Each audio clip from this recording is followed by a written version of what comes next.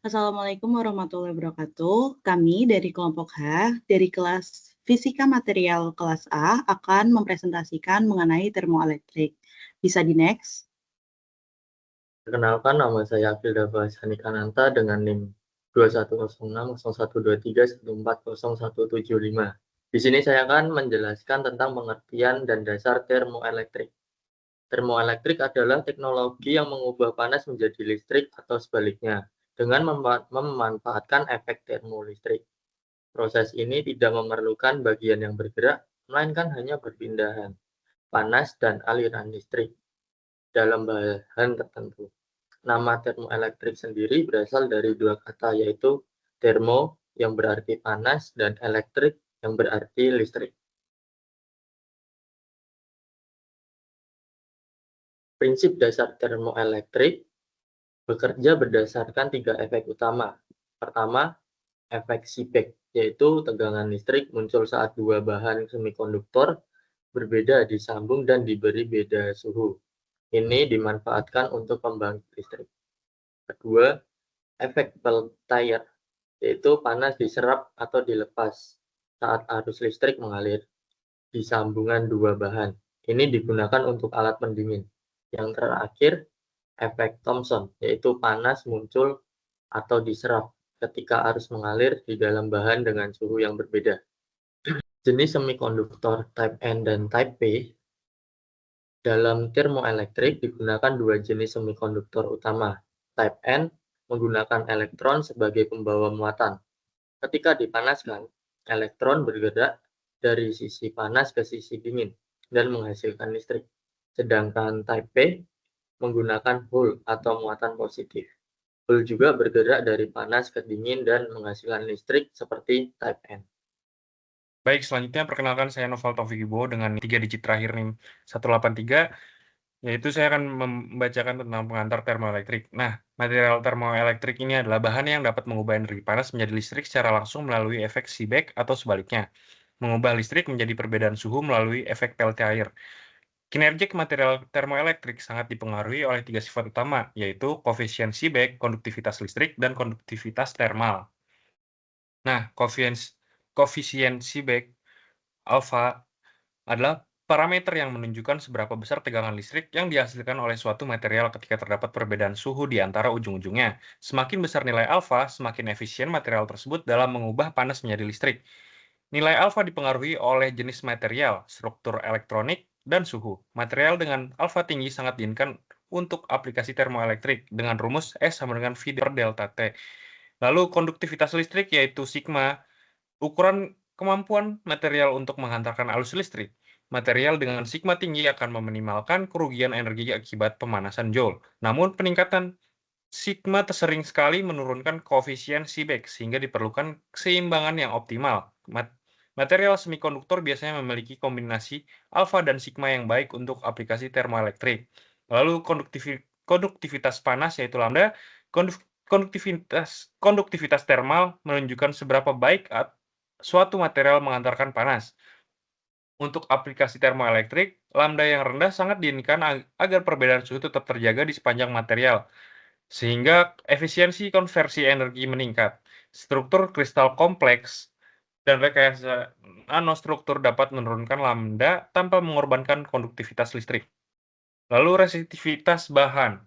Nah, resistivitas Rho adalah kebalikan dari konduktivitas listrik, yaitu sigma. Nilai Rho yang rendah berarti material mudah dilalui arus listrik, sehingga daya keluaran perangkat termoelektrik menjadi optimal. Resistivitas dipengaruhi oleh kemurnian material, cacat kristal, dan doping. Pemilihan material dengan Rho rendah sangat penting untuk meningkatkan performa termoelektrik. Nah, di sini ada figure of merit, yaitu parameter yang digunakan untuk menilai efisiensi material termoelektrik. Dengan rumus seperti itu, nilai ZT yang tinggi lebih dari 1 menandakan material sangat efisien untuk aplikasi termoelektrik. Upaya peningkatan ZT dilakukan dengan meningkatkan alfa dan sigma serta menurunkan lambda. Baik, selanjutnya perkenalkan nama saya Tasya Bliana Andika dengan 3 digit NIM terakhir 028. Saya akan menjelaskan mengenai efek Peltier. Efek Peltier adalah fenomena termal yang terjadi ketika arus listrik dialirkan melalui sambungan dua material berbeda. Biasanya itu semikonduktor type N dan type P. Dalam kondisi ini terjadi perpindahan antara panas secara langsung akibat pergerakan pembawa muatan yaitu elektron dan hole. Nah, ketika arus mengalir di mana satu sisi sambungan menyerap panas dari lingkungan akan menghasilkan efek dingin dan sisi lainnya akan melepaskan panas ke lingkungan yang akan menghasilkan efek panas. Fenomena ini terjadi karena elektron membawa energi panas saat berpindah antar material. Ketika elektron bergerak dari satu jenis semikonduktor ke semikonduktor lainnya, mereka menyerap atau melepaskan energi tergantung arah arus dan sifat material. Bisa di next. Nah, pada bagian gambar diagram itu menunjukkan dua material berbeda, yaitu material A dan material B, yang disambung pada dua titik, yaitu junction 1 dan junction 2. Kemudian terdapat sebuah sumber tegangan atau baterai untuk mengalirkan arus melalui rangkaian tersebut. Seperti pada slide sebelumnya, efek Peltier terjadi saat arus listrik dialirkan dari satu material ke material lain yang berbeda. Pada salah satu sambungannya, misalnya di junction 1, terjadi penyerapan panas dari lingkungan yang menyebabkan sambungan tersebut menjadi dingin. Nah, sebaliknya di sambungan junction 2 terjadi pelepasan panas ke lingkungan sehingga bagian tersebut menjadi panas. Kemudian untuk gambar struktur internal memperlihatkan potongan melintang dari modul Peltier yang sesungguhnya, di mana di dalamnya itu terdapat susunan berulang dari semikonduktor type N dan type P yang dihubungkan secara seri, secara elektrik, dan paralel secara termal. Nah, modul ini diapit oleh dua pelat, yaitu pelat dingin yang berada di atas dan pelat panas yang ada di bawah. Nah, saat arus listrik dialirkan melalui semikonduktor, maka elektron bergerak dalam semikonduktor type N dan hole bergerak dalam semikonduktor type P. Gerakan-gerakan partikel ini menyebabkan panas diserap dari cold side dan dipindahkan ke hot side, di mana panasnya itu dilepaskan. Nah, efek ini membuat sisi atas menjadi dingin dan sisi bawah itu menjadi panas. Kemudian untuk gambar visualisasi yang merupakan ilustrasi 3D menunjukkan bagaimana modul Peltier bekerja dalam praktik, di mana dua sisi yaitu cold side itu ada di atas dengan tanda panah biru dan hot side itu ada di bawah dengan tanda panah merah. Terdapat juga label untuk semikonduktor type N dan type P, serta dua kabel untuk arus listrik positif dan negatif.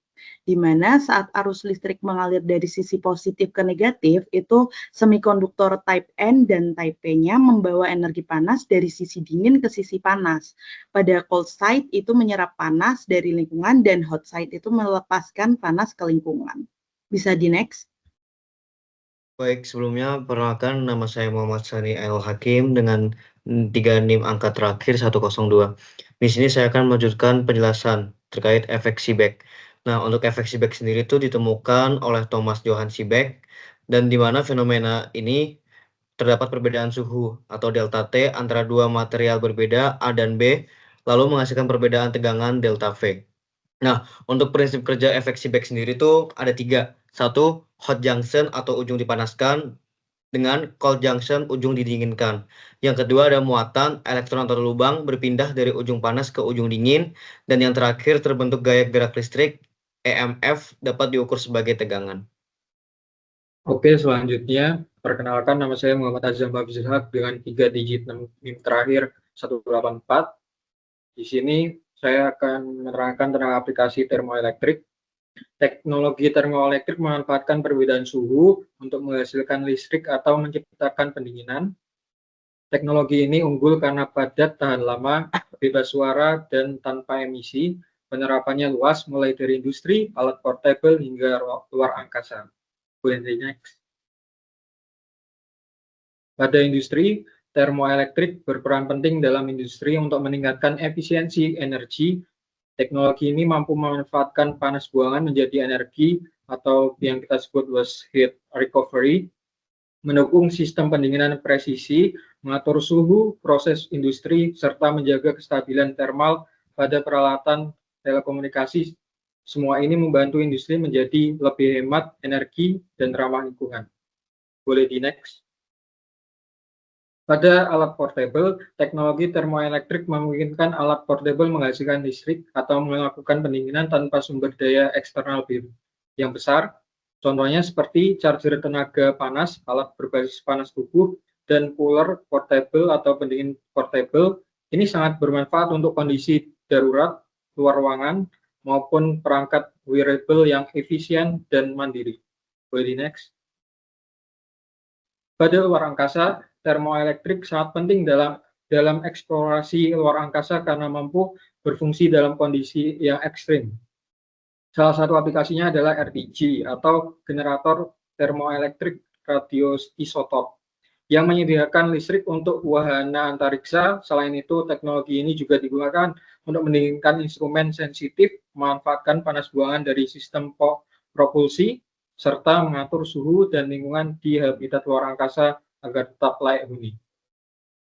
Sekian yang dapat kami sampaikan. Mohon maaf bila ada salah kata. Terima kasih. Wassalamualaikum warahmatullahi wabarakatuh.